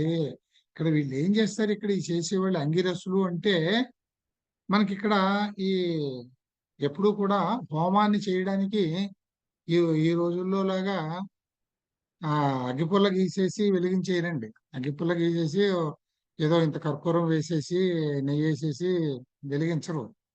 ఆరణి అని ఒక 2 కట్టెలు ఉంటాయి. ఒక కట్టె ఉంటుంది. ఆ 2 ఆరణి కొమ్మలు తీసుకుని వాళ్ళు రాపాడితే ఆ అక్కడ అగ్ని నెరుసులు వస్తాయి. అక్కడ ఏం చేస్తారంటే ఒక దూదిని పెడతారు. ఆ దూదితో అగ్ని నెరుసులతో చేస్తారు. అల్లా చేసిన అగ్నితోటే హోమం చెయ్యాలి. కర్మను చేసే సామర్థ్యమును వహించే భుజముల మథనముచే. భుజాల్ని మథనం చేయడము అని అంటే భుజాల్ని ఏం మథనం చేస్తారు? ఆరణుల్ని మథనం చేస్తారు. రెక్కలు పడిపోతాయండి. గంటల తరబడి రుద్దాలి దాన్ని. రాదు. చాలా కష్టం. కానీ దానికి ఆ ధర్మం ఉంది. వచ్చి తీరుతుంది. అలా నేను స్వయంగా నేను చేశాను, చూశాను కనుక ఇంత నమ్మకంగా చెప్తున్నాను నేను మీకు. ఆ స్వయంగా కర్మను చేసే సామర్థ్యాన్ని వహించే భుజముల మథనముచే వీళ్ళు ఏం చేస్తారు? నిన్ను అన్వేషించడం అనమాట అది. అలాగా నిన్ను తీసుకొస్తారు మా హోమం దగ్గరికి. నిన్ను పుట్టిస్తారు, నిన్ను జనింపజేస్తారు. శిల్పులు తమ హస్తములతో రథమును కదిలించే విధంగా. అంటే శిల్పులు అంటే శిల్పులు అంటే ఒక ఆర్టిస్ట్ ఏదైనా ఒక పని చెయ్యాలి అని అంటే ఎంత కష్టపడతాడండి, ఎంత సామర్థ్యాన్ని చూపిస్తాడు ఆయన, తనలో ఉన్న కళని ఎంతగా చూపిస్తాడు. వాళ్ళు శిల్పులు తమ హస్తాలతో రథాల్ని ఏ విధంగా తయారు చేస్తారో, ఏ విధంగా ఆ రథాల్ని భక్తులందరూ కలిపి ముందుకి కదిలిస్తారో అంత శ్రద్ధగా వీళ్ళు ఈ అంగిరసులు ఈ భుజాల మథనంతో అంటే ఆ ఆ కర్రల్ని రాపిడి చేసి ఆరణిని రాపిడి చేసి ఏముహు నిన్ను వహిస్తారు, నిన్ను జన్మింపజేస్తారు, నిన్ను పుట్టింపజేస్తారు. అల్లా పుట్టిన నీతోటి మేము హోమాన్ని నిర్వహణ చేస్తున్నాము అని చెప్తున్నాడు అనమాట. అంటే దీనికి పోలిక అనమాట ఇది. అంటే మేమే విధంగా అయితే నీకు పనిచేయడానికి నాకు చేతనైంది ఏంటి? పాదాలు, నా కాళ్ళు, చేతులు, శరీరము అన్నీ ప్రయోగం చేసుకుంటూ నేను నీ కోసం మంచి కర్మల్ని సిద్ధింప చేసుకోవాలని నీ కోసం నేను అన్వేషిస్తూ ఉంటాను. నీ కోసం అన్వేషించే నువ్వు నాకు ఎలా సిద్ధింపజేయబడతావు? నా అంగిరసులు అందరూ కూడా నా కర్మల్లో ఉండేటటువంటి అంగిరసులు, మహానుభావులు, ఋషులు వాళ్ళందరూ కూడా వాళ్ళ భుజమథనం చేత అంటే ఆరణి మథనం చేత నిన్ను జనింపజేసి నా దగ్గరికి నిన్ను ప్రవేశపెడుతున్నారు అని ఇందులో చెప్పారు అన్నమాట. తర్వాత అథ మాతు ఋషసః సప్త విప్రా జాయేమహి ప్రథమ వేదసో నృన్ దివస్పుత్ర అంగిరసో భవే మాద్రిం రుజేమ ధనినం శుచంతః అనేది ఈ మంత్రము 15వ మంత్రం. అథ మాతురుషస మాతు ఉషసః సప్త విప్ర జాయేమహి ప్రథమ వేదసః నృన్ నృన్ ఇది ఇది దీర్ఘం. ఇలా రెండుంటే దీర్ఘం అన్నమాట. నృన్ దివస్పుత్ర అంటే దివః పుత్ర అంగిరసః భవేమ అద్రిం భవేమ అద్రిం రుజేమ ధనినం శుచంతః అని. ఇక్కడ అధ అంటే అధ అనేది చెప్పాను కాదు, మంగళకరమైనటువంటి శబ్దం అనమాట.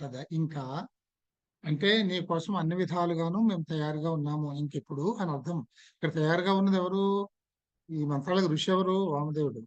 వామదేవుడు మిగిలిన అంగిరసులతో కూడి 6 అంగిరసులతో కూడి అంటే మిగిలిన ఋషులతో కూడి మాతు ఉషసః తల్లి అయిన ఉషాదేవి వద్ద నుండి వచ్చిన సప్త విప్రాహ 7 ప్రాజ్ఞులమి మేమున్నాము. విప్రులు అంటే ప్రాజ్ఞులు అంటే జ్ఞానవంతులు అన్నమాట. విజ్ఞానవంతులు ప్రాజ్ఞులము మేమున్నాము. ప్రథమాహ ప్రథముడు అంటే శ్రేష్ఠుడు, శ్రేష్ఠులమైన మేము. వేదసః వేధస్ అంటే అగ్నిదేవుడు. వేదసః నృన్ అంటే అగ్నిదేవుడికి పరిచర్యలు చేసే నృ అంటే ఇందులో నృలో నుంచి వచ్చేది నరశబ్దం. అగ్నిదేవుడికి వేదసః అగ్నిదేవునికి షష్ఠి పరిచర్యలు చేసేటటువంటి నరులను అంటే సంతానాన్ని జాయేమహి ఉత్పన్నం చేస్తాము. మేము నీకు పరిచర్యలు చేసే సంతానాన్ని ఉత్పన్నం చేస్తాము. దివః పుత్రాహ గోచరమవుతున్నటువంటి ఈ సూర్యుని పుత్రులమైన మేము దేవః, దివ్ అంటే ప్రకాశమానార్థకం కదా. అందుకని ఈ కనిపిస్తూ ఉన్నటువంటి ఈ సూర్యుని పుత్రులమైనటువంటి మేము అంగిరస భాగ్యవంతులము భవేమా అయ్యదముగాక ఆశీర్వదకం. శుచంత ప్రకాశవంతులమైన మేము ధనినం, ఇక్కడ నీటితో కూడిన ధని అంటే నీరు, ధనినం నీటితో కూడిన అద్రిం మేఘాన్ని రుజేమా, రుజేమా అంటే మేఘమదనం చేయడము, వర్షం కోసం ఛేదించదము గాక అని. ఇక్కడ చూడండి, మీకు అంటే ఈ అంగిరసులు అంటే ఏమిటో తెలియాలని వీళ్ళందరూ బ్రహ్మ మానస పుత్రులండి. వామదేవుడు ఇతర 6 అంగిరసులు ఎవరంటే మరీచి, అత్రి, అంగిరసుడు, పులస్త్యుడు, పులహుడు, క్రతువు. అందుకనే అంగిరసులు అంటారు, ఒక ఆయన పేరు మీద అందరినీ చెప్తారు అన్నమాట. వీళ్ళు 6 బ్రహ్మమానస పుత్రులు. వీళ్ళు ఈ బ్రహ్మమానస పుత్రులతో కూడి అంగిరసుడు ఈ మహర్షి అన్నమాట. ఈయన పలుకుతున్నాడు అనమాట. ఈయన ఏమంటున్నాడు, ఉషాదేవి వద్ద నుండి వచ్చిన 7 ప్రాజ్ఞులము మేమున్నాము. అంటే మేము ఉదయిస్తూనే, సూర్యుడు ఉదయిస్తూనే మేము ఉన్నాము. శ్రేష్ఠులమైన మేము, ఇంకా బ్రహ్మమానస పుత్రులు అంటే శ్రేష్ఠులు, అగ్నిదేవునికి పరిచర్యలు చేసే సంతానాన్ని ఉత్పన్నం చేస్తాము. బ్రహ్మమానస పుత్రులు వీళ్ళందరూ ఇలాగే ఆయన ఆ ప్రజాపతులు అనే వాళ్ళని సృష్టి చేశారు. వాళ్ళందరూ కూడా బ్రహ్మమానస పుత్రులే.